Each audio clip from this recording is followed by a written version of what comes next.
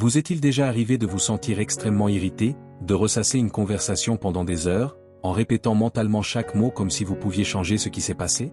Ou de vous laisser affecter par l'attitude inattendue de quelqu'un, tout en sachant pourtant que vous n'aviez aucun contrôle sur cela? Si cela vous est déjà arrivé, vous n'êtes pas seul. Nous sommes tous tombés dans ce piège émotionnel. Mais ce que vous n'avez peut-être pas encore remarqué, c'est qu'il existe un chemin bien plus léger et plus intelligent pour gérer ce genre de situation. Un chemin où vous cessez d'être prisonnier de la colère et où vous apprenez à reprendre le contrôle de votre esprit et de vos émotions. C'est précisément de cela que nous allons parler aujourd'hui. Comment ne plus jamais ressentir de la colère ni se sentir mal à l'aise avec les autres, et comment transformer la manière dont vous réagissez face au monde. Imaginez la sensation de rester calme, quoi qu'il arrive. Imaginez passer toute votre journée dans un tel état de paix que rien ni personne ne puisse vous faire perdre votre équilibre. C'est ici qu'intervient le stoïcisme, une philosophie qui enseigne depuis plus de 2000 ans que ce ne sont pas les événements qui nous troublent, mais la manière dont nous choisissons d'y réagir. Le stoïcisme peut être la clé qui vous manquait pour vivre avec plus de clarté, de sérénité et de force intérieure. Avant de commencer, prenez un instant pour aimer cette vidéo, vous abonner à la chaîne et laisser un commentaire. Aujourd'hui, je choisis le calme. C'est cet engagement qui vous guidera dans les jours à venir. Numéro 1. Ta réaction est un choix.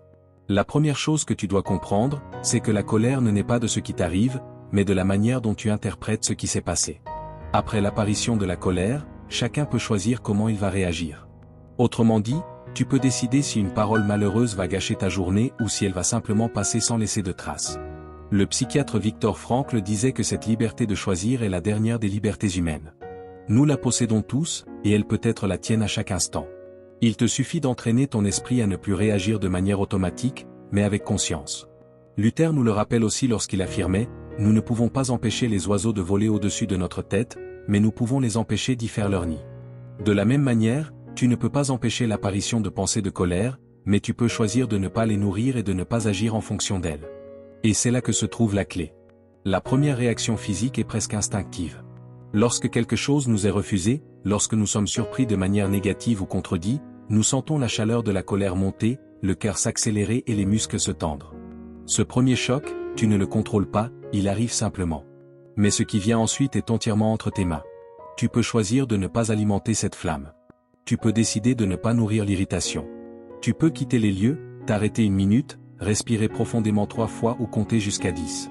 Il existe de nombreux chemins qui rendent à ton esprit l'espace dont il a besoin pour agir avec clarté. C'est ce que les stoïciens appelaient la discipline de l'assentiment, la capacité de ne pas se laisser emporter par le premier élan, mais d'examiner chaque émotion avant de la transformer en action. Marc Aurèle écrivait « Si les choses extérieures te troublent, ce ne sont pas elles qui te perturbent, mais le jugement que tu portes sur elles. » Voici donc le premier point essentiel, ta réaction est un choix. Cette liberté n'est pas quelque chose que tu dois conquérir, elle est née avec toi. Elle fait partie de ta condition humaine. Tu peux te trouver dans n'importe quelle situation, face à n'importe quelle provocation, mais personne ne peut t'enlever le pouvoir de décider comment tu vas réagir. Je t'invite donc à prendre un engagement. Écris dans les commentaires, à partir d'aujourd'hui, je maîtrise ma réaction avant la colère. Ce simple geste est déjà un entraînement de ton esprit à choisir la conscience plutôt que l'impulsion. Souviens-toi, celui qui réagit automatiquement est esclave de la colère. Celui qui choisit consciemment devient maître de lui-même. Numéro 2. Sache quoi attendre des autres. Imagine que tu as passé toute la journée à planifier quelque chose de simple et que tu rentres chez toi en espérant trouver une ambiance tranquille. Mais à ton arrivée, quelqu'un crie, se plaint ou même déverse sur toi la colère accumulée au travail. Dans ce moment, la première réaction est de se demander, pourquoi cette personne ne peut-elle pas être plus calme? Pourquoi ne peut-elle pas agir autrement? C'est là que naît l'irritation, lorsque nous croyons que les autres devraient posséder le même niveau de conscience que nous. L'un des plus grands déclencheurs de frustration est justement d'attendre des autres qu'ils aient le même degré de conscience, d'éducation ou de sensibilité que toi. Les personnes ne sont pas le reflet de toi. Elles agissent selon leurs propres histoires, leurs traumatismes et leurs limites. Celui qui a grandi dans un environnement de patience offrira peut-être la sérénité. Celui qui a grandi entouré de cris ne saura peut-être répondre qu'avec agressivité. Et cela n'a rien à voir avec toi, cela reflète simplement le fardeau que chacun porte. La théorie de l'esprit nous rappelle que chaque personne possède une perspective unique. C'est comme si chacun portait des lunettes différentes pour regarder le monde, et tu ne peux pas t'attendre à ce qu'il voit avec les mêmes couleurs et contours que toi. Lorsque tu comprends cela, tu cesses de personnaliser les comportements des autres. Tu réalises que ce n'est pas une question de toi, mais de ce qui existe à l'intérieur d'eux. Et rien que cette prise de conscience apporte une énorme sensation de légèreté. Tu commences à affronter la vie sans te sentir constamment dans la même situation frustrante.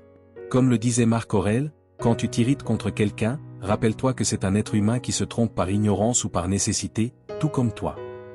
Un autre bénéfice que tu gagnes est la maturité, en comprenant que les choses se passent comme elles doivent se passer et non comme tu les espérais. Si quelqu'un n'a pas répondu à tes attentes, cela ne signifie pas que le monde est contre toi, cela signifie simplement que la vie a suivi son cours. Épictète nous enseignait, ne veux pas que les choses arrivent comme tu le désires, mais comme elles sont. Cette simple phrase contient une liberté immense, car lorsque tu cesses de vouloir que le monde suive tes règles, tu commences à vivre le flux de la vie avec légèreté. C'est comme entrer dans une rivière, si tu luttes contre le courant, l'usure est énorme. Mais si tu apprends à flotter avec elle, tu découvres que le voyage peut être beaucoup plus paisible. Ainsi, voici le deuxième point, sache quoi attendre des autres. N'attends pas la perfection. N'attends pas de réciprocité dans chaque geste. Attends seulement ce qui est réel, que chacun offre ce qu'il a à l'intérieur de lui. Prends dès maintenant cet engagement en écrivant dans les commentaires, je choisis de cesser d'attendre la perfection des autres et de vivre avec légèreté. La frustration n'est de l'illusion, mais la paix est de l'acceptation. Numéro 3. Toi aussi, tu te trompes. Pense à la dernière fois que tu as eu une discussion avec quelqu'un. Peut-être que c'était quelque chose de petit, comme savoir qui avait raison sur un détail au travail, qui a prononcé telle phrase à la maison, ou même un souvenir du passé. Soudain, la conversation qui aurait pu se terminer en quelques secondes se transforme en dispute sur qui va gagner. Cela t'est-il déjà arrivé? La recherche incessante d'avoir raison, de corriger l'autre ou de remporter une discussion peut sembler une manière de s'affirmer, mais au final, elle ne fait que te fatiguer. Ce comportement crée de la distance, génère du ressentiment, surtout, nourrit la colère en toi et chez les autres. Des études sur l'égocentrisme cognitif montrent que cette insistance à vouloir avoir raison, à ne pas céder, est une forme de défense de la vanité et de l'arrogance. Mais l'arrogance n'a pas besoin d'être renforcée, elle a besoin d'être éduquée. Et éduquer signifie se rappeler que toi aussi, tu te trompes, que tu as déjà parlé sans réfléchir, que tu as déjà blessé quelqu'un involontairement, que tu as toi aussi déjà fait des erreurs. C'est la posture de la maturité. Reconnaître que ce n'est pas toujours ta mission de corriger les autres et que la paix peut valoir plus que la victoire. Aristote l'exprimait brillamment, tout le monde peut se mettre en colère, c'est facile, mais se mettre en colère contre la bonne personne, dans la juste mesure, au bon moment, pour la bonne raison et de la bonne manière, ce n'est pas une erreur. Ce n'est pas simple. Cette phrase révèle une vérité profonde. Ressentir de la colère est humain, mais gérer l'intensité, le moment et la manière d'exprimer cette émotion exigent de la sagesse. La maturité ne consiste pas à ne jamais ressentir, mais à ne pas se laisser dominer par le sentiment. Parfois, la véritable force réside précisément dans le choix de la paix, même lorsque l'on a raison. Il suffit que ta conscience soit tranquille, car ce n'est pas l'approbation des autres qui te donne la paix. C'est la certitude que tu as agi selon tes valeurs.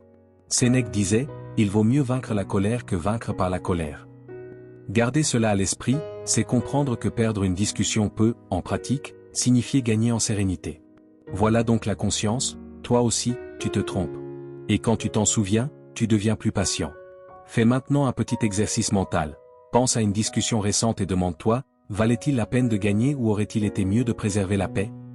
Cette simple question peut changer la manière dont tu réagis à partir d'aujourd'hui. Écris dans les commentaires, je choisis la paix plutôt que d'avoir raison. Reconnaître cette vérité libère, car cela te permet de voir les erreurs des autres avec plus de patience et de compassion. Et à la fin, la paix que tu préserves à l'intérieur de toi vaut plus que n'importe quelle discussion remportée à l'extérieur. Numéro 4. Ta valeur doit être interne. As-tu déjà remarqué à quel point il est facile de mesurer ta propre valeur en fonction de la réaction des autres? La photo qui ne reçoit pas beaucoup de likes, le message lu mais non répondu, l'effort silencieusement ignoré, de petits gestes qui, soudain, semblent gigantesques, comme s'ils définissaient qui tu es ou combien tu vaux. Mais ton estime de toi ne peut pas être une monnaie d'échange dans la bourse de l'approbation extérieure. Elle doit être solide, naître de l'intérieur. Lorsque quelqu'un te critique ou t'offense, il est naturel de se sentir affecté. Mais si toute ta confiance dépend de l'opinion des autres, tu deviens prisonnier de quelque chose que tu ne pourras jamais contrôler.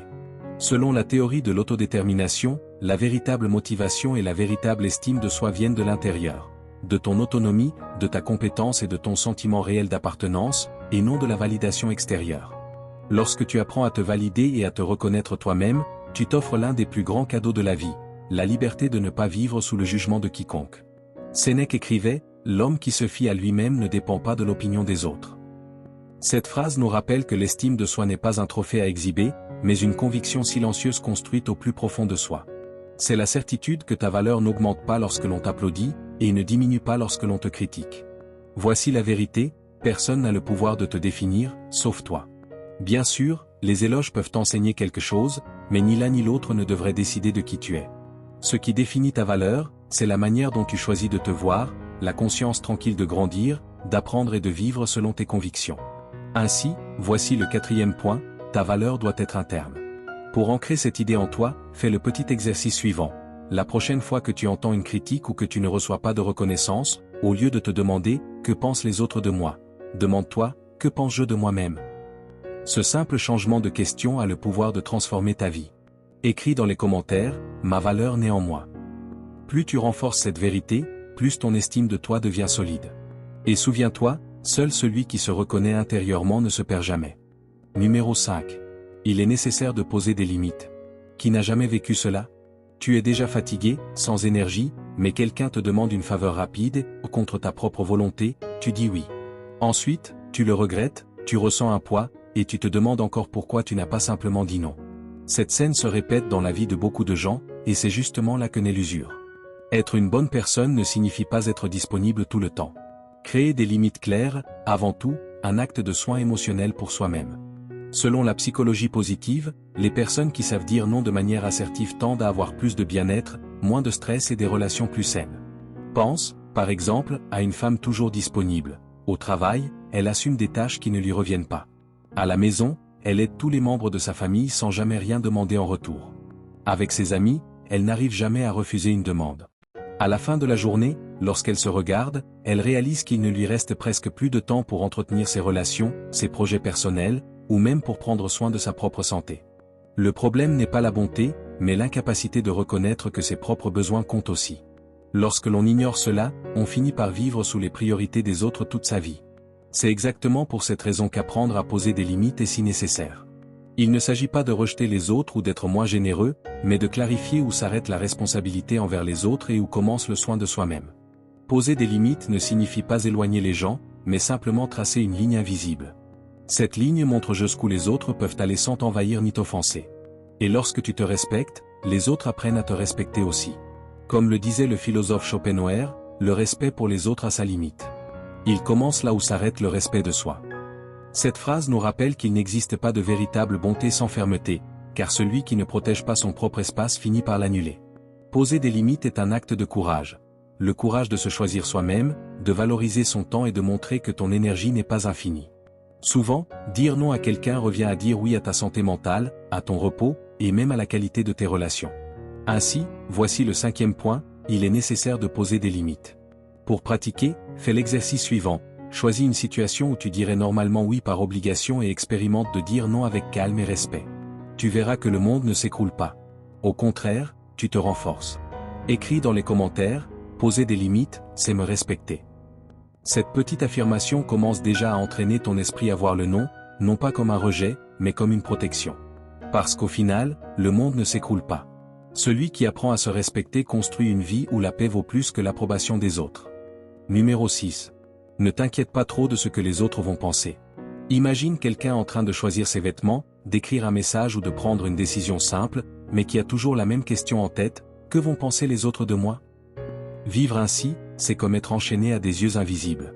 Tu n'agis pas librement, mais comme si tu étais un personnage créé pour plaire à un public. Sache que vivre en fonction de l'opinion des autres, c'est comme conduire une voiture en ne regardant que dans le rétroviseur. Tu ne vois pas la route devant toi, seulement la trace laissée derrière. Cela fatigue, cela embrouille, surtout, cela t'éloigne de ton propre chemin. La psychologie humaniste, notamment les études de Carl Rogers, souligne l'importance de la congruence interne, c'est-à-dire de vivre en accord avec qui tu es réellement et non avec ce que les autres attendent que tu sois. Lorsque tu te libères de ce poids, tu gagnes quelque chose qui n'a pas de prix, la liberté émotionnelle. Socrate l'avait déjà averti il y a des siècles, occupe-toi plus de ta conscience que de ta réputation. Ta conscience est ce que tu es, et ta réputation n'est que ce que les autres pensent que tu es. Cette distinction est puissante, car elle montre que la paix intérieure naît de l'alignement avec tes valeurs et non de l'approbation des autres. Et il y a un bénéfice supplémentaire. Lorsque tu cesses de vivre obsédé par le jugement extérieur, tu découvres que tu n'as plus besoin de juger les autres. Le poids qui disparaît de toi se transforme en liberté offerte à ceux qui t'entourent. Ainsi, voici le 6e point stoïcien, ne t'inquiète pas trop de ce que les autres vont penser. Fais l'expérience avec quelque chose de simple. Aujourd'hui, prends une petite décision. Les vêtements que tu portes, ce que tu manges, ce que tu publies, fais-le non pas pour le regard des autres, mais pour ce qui a du sens pour toi. Commence à choisir ta conscience plutôt que l'opinion des autres. Cette décision, répétée chaque jour, construit une vie beaucoup plus légère. Et la plus grande liberté n'est pas d'être admiré par tous, mais d'être vrai avec toi-même. Numéro 7. Réponds par le silence. Imagine que quelqu'un essaie de te provoquer, dans les embouteillages, au travail ou même à la maison. La personne s'attend à ce que tu réagisses, que tu te mettes en colère, que tu entres dans son jeu. Mais à la place, tu choisis de ne pas répondre. Le silence crée un vide si inconfortable que bien souvent il désarme plus efficacement que n'importe quelle parole. Tu as sûrement entendu cette expression, le silence est d'or. C'est vrai, tu n'as pas besoin de réagir à tout, car tout ne mérite pas réponse. Le silence est souvent plus puissant que 1000 mots. Il déconcerte, désarme, et surtout, préserve ton énergie. La neuroscience montre que lorsque nous réagissons avec colère, nous activons le système limbique, la partie la plus primitive du cerveau, liée à la lutte ou à la fuite. Mais lorsque nous respirons profondément et choisissons le silence, nous activons des zones cérébrales liées à l'attention, à l'autorégulation et à la prise de décision. En d'autres termes, le silence est une pratique concrète d'intelligence émotionnelle. Lao Tse disait déjà, celui qui sait ne parle pas, celui qui parle ne sait pas. Cette idée ne signifie pas qu'il faut jamais utiliser les mots, mais qu'il faut comprendre que le silence communique souvent plus de maturité qu'une discussion. Le sage ne se sent pas obligé de répondre à chaque provocation. Il comprend que ne pas réagir est aussi un choix de puissance. Répondre par le silence est libérateur. Les autres cessent d'avoir autant de contrôle sur ton état intérieur.